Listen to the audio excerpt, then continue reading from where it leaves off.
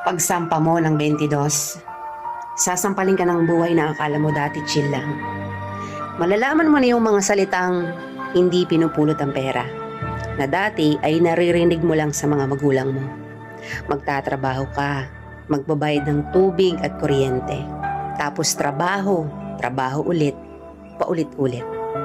Mamimiss mo yung batang ikaw, musmos, walang alam sa mundo. May mga gabing bibilangin mo ang oras ng tulog mo kasi akala mo makakatulong ito.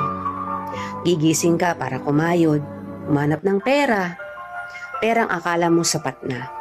Pero dahil salat ka, wala kang magagawa kung hindi tanggapin ang katotohanang ganito ang buhay. Katotohanan dahil malaki ka na, malaki na rin ang bigat na papasanin mo.